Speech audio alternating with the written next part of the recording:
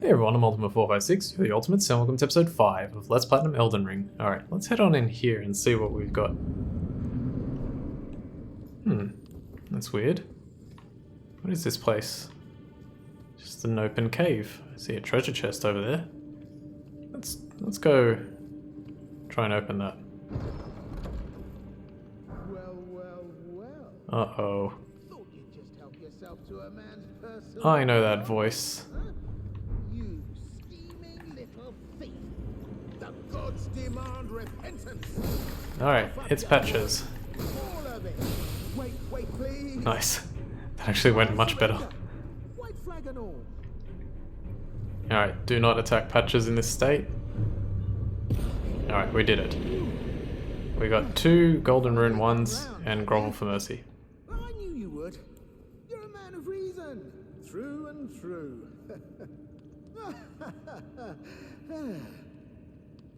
Alright, Patches. The indomitable Patches. He appears in pretty much every single FromSoft game. I can't remember if he appears in Sekiro. I was like checking something one time and someone said yes and other people said no. I just can't remember. But yes, Patches. Let's see what he has to say for himself now. Well, what do you know? You're tarnished like me. Now, how did I get that wrong? I took you for a demi-human or some such. But an innocent mistake, I assure you. Well, water under the bridge. Now we're squared up. How about we play nice from now on? Yeah, let's forgive and forget. A true man of reason. Just what I like about you. I'm Patches. Patches the Untethered. Tarnished like you, only free-spirited. Nomadic, you might say. Only for now, those retired soldiers turned bandits. They're paying for my gruel. In exchange for my, well, showing them the ropes. But honestly, this looting racket is bloody terrifying. Frankly, I'm ready to wash my hands clean. Maybe set up a legitimate shop. So don't be a stranger. I'll be ready to wheel and deal come next time. Okay, always up to his old tricks. Anything else? Don't forget to pop back for another visit, friend. I'll be ready to wheel and deal come next time. Okay, so he's gonna sell some stuff to us eventually. For now, let's return to the entrance. I just want to have a look at what he actually sells. Alright, there are some things that we want to buy from him, but we can sort of ignore them for now because we need to keep the runes. Although maybe it's better to buy them so that way we know that we've spent them. Yeah, let's quickly do that. Alright, we'll go back down to Patches. Basically we just needed to kind of like reset the area. I would show you what it looks like when all the enemies come and attack you, just for like more runes and stuff, but I'm just worried that I'll get overwhelmed.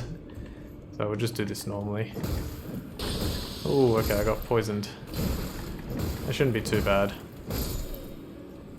Let me see if I can throw this fire pot at those red barrels. Yeah! And somehow I missed one. Gotta keep an eye on my health. Oh, that's interesting. I didn't actually rest at the area, so that might not have worked, but we'll see. It should be fine. Okay, let's talk to him again. Well, nice of you to drop in finally. It's all a bit ad hoc, but I'm sure you'll find something. And welcome to Patches Emporium, where you won't need a refund, because everything's top notch. Let's have a look. So he's got 3 gold pickled fowl foot, very useful. He's got Missionary's Cookbook 2, which is useful as well. Actually, that one's very useful because you can actually make the gold pickled fowl foot. And he's got something known as Margit's Shackle. Briefly binds Margit, once imprisoned to earth. A fetish bathed in golden magic. Shackles were used to bind the accursed people called the Omen, and these ones were made to keep a particular omen under strictest confinement. Though faint, the shackles still retain vestiges of power, enough to trap the once bound Margit on Earth, if only for a short time. Very useful. We are going to buy that eventually. Let's grab the missionary's cookbook for 800, and we'll grab all 3 of these gold pickled foulfoots for 600. And so the only thing we need is Margaret's Shackle. We'll buy that a bit later. Stone Sword Key is also useful. We may come back and buy that in the future, but for right now, we just want that. Let's see what he has to say about the bandits. Yeah, I had those bandits make a clean break. Now they're all suppliers, and good ones at that. I mean, they don't understand a word I'm saying, but it hardly matters. We have a natural connection. They're all foot soldiers. Survivors of a defeated army, worked to the bone by their high and mighty lord, only to be thrown out with the rubbish. It's the same old story everywhere I go. To hell with it all. Wondering what's inside the treasure chest. Well, it's nothing too special. Just something I'm saving as thanks for a very valuable customer. But then again, it would fetch some spectacular coin. And besides, this valuable customer could be a long time coming. Huh? Everything is give and take. Give and take. Okay, let's leave him for now. Yeah, this treasure chest, don't open it just yet. We will actually open that eventually, but for right now, don't open it. Instead, we're going to go to another location. So we'll return to the entrance. I'm also going to use the grace point this time. Up and use it. Can't really do anything else. So we can talk to Melina. Let me just see something. Ashes of War. With the Ashes of War menu, you can use Ashes of War to grant skills and affinities to your armaments at sites of grace. An armament can only have 1 skill. Any skill it previously had will be lost. By adding an affinity, you can alter an armament's attack affinity, boosted attribute scaling. Didn't we read this? By adding an affinity, you can alter an armament's attack affinity, boosted attribute scaling, and more. An armament's type determines what skills and affinities you can have. Some special armaments can be granted. Okay, yep. Let me just see what we can get with this. Stamp, Sweep, Storm, Stomp. Interesting. Does it increase damage at all? You gain 7, you lose 5. So this one's actually better in a way. Quality. Yeah, why not? Let's try that. Oh wait. Gain 6. Actually, no. No, it's worse. Let's leave it the way it is. I just don't like the spinning chain move that comes with the flail. And I was like thinking maybe there's a way to swap it out a little bit sooner, but that's okay. Head this way. Okay, so we're going to go to another location. And it's over in this direction. Let's take out some enemies first, see if we can... Okay, so these guys don't, you know, obviously can't be bled because they're skeletons. But it still does decent damage to them. Or the flail still does decent damage to them, so let's try and use that. Cool. Dragonfly. Beautiful. Definitely want to pick up as many dragonfly heads as possible. We've got a human bone shard there. There's a bunch of guys up here. Let's grab this. Fire grease. This is very useful. Fire grease is an item that allows you to coat your weapon in fire, making it even more powerful. Unfortunately, you can't use it on very special weapons, but the early game, and well, depending on what weapon you choose to use later on in the game, you can use it. So we probably will take advantage of that at some point. Okay, good. I think that's everything. Okay, let's head over here to the right. I'm going to stick by... This is Lake Agil, which, if you remember, Yura actually told us to steer clear of this lake because there was a dragon that roosted nearby. So we're going to try and... basically, don't go where that bonfire is, or you're going to have a bad time. We will, you know, deal with this eventually. For now, don't go there. I was actually hoping for a bleed, but it didn't work. Or didn't build up enough. I should probably explain how bleed works. On the weapon, you'll see there in the middle it says causes blood loss build up 50. So every time you hit an enemy, an invisible meter charges up, and and we're dealing 50 to that meter.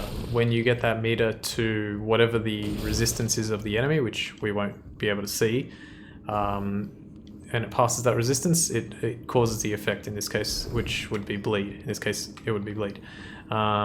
So you need to, and it slowly drains like it does on us when enemies use it against us. Our very first golden rune 4, pretty good item actually. That one gives, I think it's, what is it, 1,000? Did it actually tell you? It doesn't tell you. 200, 400, 800. Yeah, I think it's 1,000. Up down here. Yeah, so basically you need to keep up the pain so that the meter doesn't fall too far, and then you lose out on the opportunity to bleed an enemy. So it's all about consistency in your hits. Alright, so this is the Limgrave Tunnels. This is a rather challenging area because the enemies here take specific damage. And so we're going to use the club again to basically trivialize that, or make it easier. Let me try the flail, because I think I tried the flail and I don't think it works, but I'm just curious. Okay. Let me try just a regular attack. Oh, okay. The flail works too. I don't think these guys can be bled, because they're not really made of flesh, but yeah, I think I missed the smithing stone. Oh no, there wasn't one. Or I got it and I've already forgotten. Okay, hop. Let's go... Which way do I want to go? Let's go over here. So in these Limgrave tunnels, we're going to come across a tremendous amount of smithing stones, which are very useful. We're not going to use them for a while. Like, we will eventually, but not for a while. I want to find, like, something useful to use them on. I always forget which way to go. Hopefully this is the right way. Okay, so there's a bunch of rats here. Should probably heal. And fire pot. Perfect. Couldn't have asked for anything better there. Okay. Smithing stone 1. One other thing to note is if you've got a lot of items in your quick items, like I've only got 3 at the moment, but if you've got tons, up to 10 you can have, and you need to get back to the beginning quickly, you just hold the button, hold down, and it'll automatically go back to your first one, your quick item 1. So important to note that. It also works for the top thing, but we don't have that yet. We will eventually. Let's go over here. Most of these areas you can actually just jump down the side. In the Limgrave tunnels, so okay, I think that is actually, yeah, that's the way to go. So we're gonna go the not way to go. Oh crap. Oh. I think I did that on practice, and I remember being just saved by that tiny little ledge, and I was like, alright, cool. Let's pull the lever. So this will be a dead end as well, but that's okay because we're gonna go back to that second floor in just a moment. Okay, let's get our shield ready. Surprised that this flail works so well on these guys. Nice, so take out the dog with that hit. Got beast blood, and we also got a large glintstone scrap. Let's look at that. 1, 2, 3. So yeah, a little annoying that like a lot of these enemies that I'm fighting are just barely not dying. Oh, we got a pickaxe. I think that's the first one I've ever gotten. Let's have a look at that. Yeah, so even that jumping attack, like, if I level up my flail once, it would probably make life a lot easier, but I'm not going to because it also costs runes and yada yada yada. And I just don't want to. Okay. Let's have a look at that pickaxe, actually. It's a weapon. Large pickaxe designed to crack thick bedrock. Tool of sturdy miners. Not originally designed as a weapon, but very adept at piercing armor. Little wretches, do you think your armor harder? Do you think your armor harder than stone? Endure. Assume an anchored stance to brace for incoming attacks, briefly boosting poise. Damage taken while using this skill is reduced.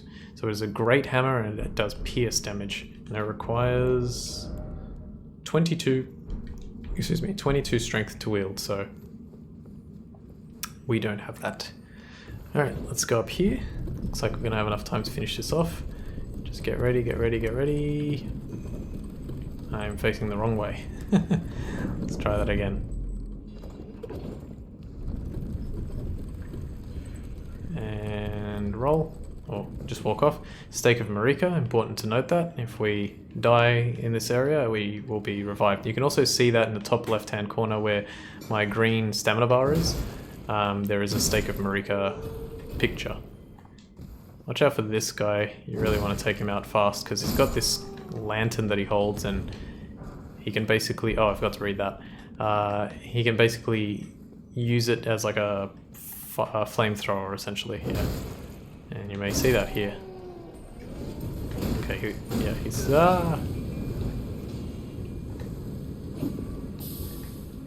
Does run out after a little bit though. Oh, bang. Cool. Let's grab that. Okay, getting those runes back up. Just want to double check that I didn't miss any smithing stone things. No, all good. Okay, we should be nearing the boss.